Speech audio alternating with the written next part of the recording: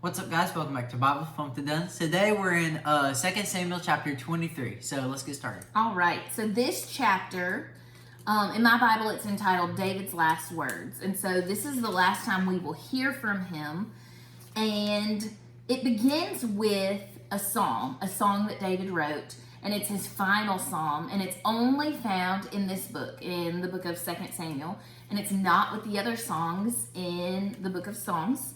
And it's a song that he's just talking to God. It comes off of the tail end of his praise and thanksgiving in the last chapter. And he's saying how faithful God has been. He's been faithful to his people before David existed. He's been faithful to David, and he knows he'll continue to be faithful. A couple of things that stick out to me. In the first verse, he's talking about, these are the last words of David, the declaration of David, son of Jesse, the declaration of the man raised on high, the one anointed by the God of Jacob. And it made me think of the song, and I mentioned it a couple of videos ago, Same God. It's a song that we sing at church. Look, I saw the fear in his eyes. He thought I was about to sing. Did you think I was going to sing? Yes. Okay, he was like, please don't. And I'm not going to, but I will. I will post it. You gotta make a song of Thanksgiving, answer to prayer. I will post the link in our comment section. What's the part at the bottom? The description. The description box. I haven't done that in a while, and I forgot what it was called. But it reminds me of that song, and it talks about how God has been with all the people in the Bible. And that's what I think David's saying. He's looking back in the past and he's like, the God of Jacob is my God. The God of Moses is my God. The God of Abraham is my God. And little did David know that we would get all of this in Scripture. We would get to almost dissect minute details of his life. And we today can sing, I'm calling on the God of David.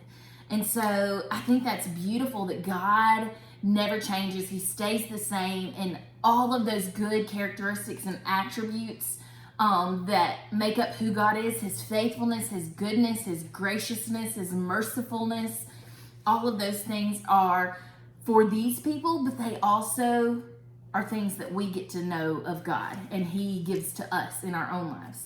Also, towards the end in verse 5, he says, will he not bring about my whole salvation and every desire? And it makes me think of Philippians chapter 1, verse 6, that he who began a good work in me will be faithful to carry it on to completion. That is one of my very favorite verses because, number one, who's doing all the doing? God. It's not on me, but he's doing it in me and through me. But not only does he start that work in me and through me, but he carries it on all the way to completion. And I promise his completion is a better completion than I could ever think of. Tara-Leigh Cobble likes to say, what God initiates, God sustains, and God fulfills. And that's what I see David saying here. In the last half, my house really likes this. The exploits of David's warriors, the mighty men who fought with David, who went to battle with him. In Scripture, the past few chapters, we have seen the prophecy and the consequence saying that the sword will not depart from David's house. And that is why he has such good practice in military and in battle. And he becomes an amazing, mighty warrior. But it doesn't stop with David. It flows on through the people around him. And we get name by name these mighty men, including Uriah. I don't know if y'all noticed that at the end. Uriah, the amazing warrior who had wonderful character that David sent to the front line after Bathsheba and all that and had him killed. Yeah. But these were some mighty warriors. And Tony Evans was talking about this section, that the stories that we read about in these battles, the way one could kill like 300 people, these are better than comic books. And the thing is, these are true stories. And so what I wrote in my margin, this is better than fiction.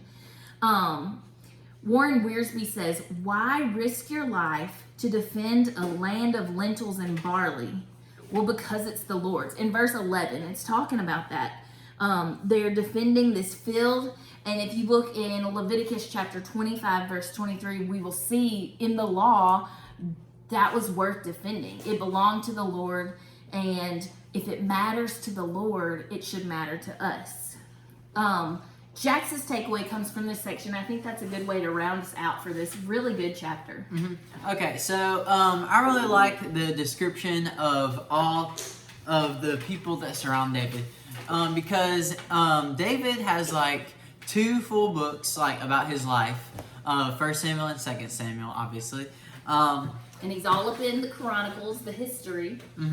So there's a lot about David, so it can get easy to think that this book is all about him, since there is so much of him in this. But in this section, it's kind of like the credits. It's telling all the warriors and great people that David had with him, and they were given to him by God. So I think it's good that we're not tempted to think that David did this all on his own, because he had all these great people given to him by God, and they're all around him, and they help him in so many different ways. And we've seen that like with Nathan and his other friends and all these warriors listed, like Benaiah, who killed 300 guys, and he killed that Egyptian with just a stick. Is he your favorite of the list? Probably. He keeps talking about him. Yeah. I really like that. I do too.